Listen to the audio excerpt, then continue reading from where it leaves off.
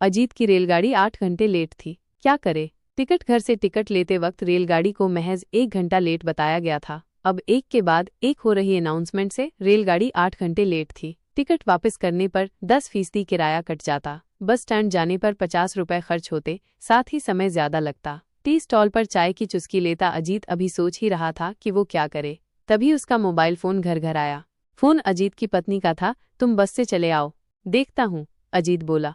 चाय के पैसे चुकाकर अजीत जैसे ही मुड़ा, तभी उससे एक शख्स टकराया। दोनों एक दूसरे को देखकर चौंके। वो अजीत के स्कूल का सहपाठी कुलदीप था। अरे अजीत, इतना कहकर कुलदीप ने उसे गले लगा लिया और पूछा, कहाँ जा रहा है? अपने शहर, और कहाँ? रेलगाड़ी 8 घंटे लेट है, अजीत ने कहा।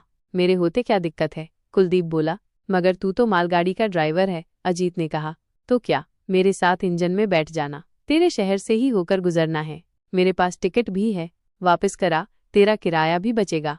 अजीत टिकट खिड़की पर चला गया। कुलदीप चाय पीने लगा। 10 मिनट बाद मालगाड़ी चल पड़ी। मालगाड़ी के इंजन में बैठकर सफर करना अजीत के लिए रोमांचक था। कुलदीप 12वीं जमात पास करके रेलवे में भर्ती हो गया था। अजीत आगे पढ़ा। वह अब एक दवा कंपनी में मेडिकल प्रतिनिधि था। अजीत के शहर का रेलवे स्टेशन आने वाला था। आउटर पर गाड़ी एक पल को रुकी। अजीत अपना बैग पकड़कर रेलवे पटरी के दूसरी तरफ कूद गया।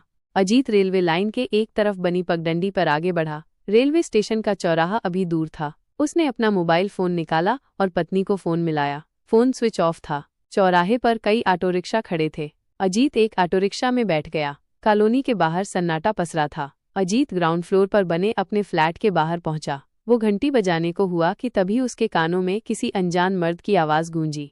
अजीत ने घंटी पर से हाथ हटा लिया और दबे पैर फ्लैट के पिछवाड़े में पहुंचा। चारदीवारी ज्यादा ऊंची नहीं थी। वो दीवार फांदकर अंदर कूदा और चुपचाप बेडरूम के पिछवाड़े की खिड़की से अंदर झांका तो हैरान रह गया। भीतर अजीत की पत्नी उसके एक दोस्त के साथ रंगरलियां मना रही थी। अजीत कुछ देर तक भीतर का सीन देखता रहा, फिर धीरे धीरे पीछे हटता चारदीवारी के साथ पीठ लगाकर खड़ा हो गया। ऐसा तो उसने कभी सपने में भी नहीं सोचा था। अजीत स्वभाव का बड़ा सीधा सादा था। उसकी पत्नी सुंदर, सुघड़ और घरेलू थी। उनके 2 प्यारे बच्चे थे। अजीत के शहर से बाहर होने पर पत्नी मोबाइल फोन से उसका हालचाल पूछती थी। घर आने पर उसकी सेवा में बिछ जाती थी। लेकिन अब जो सामने था वो सब अजीत की सोच से बाहर था।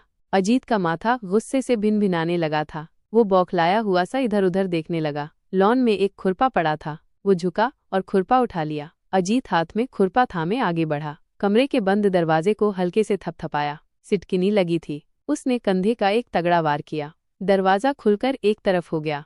सेक्स की मस्ती में डूबे वे दोनों घबराकर अलग हो गए। अजीत खुरपा थामे आगे बढ़ा। उसका दोस्त पलंग से कूदा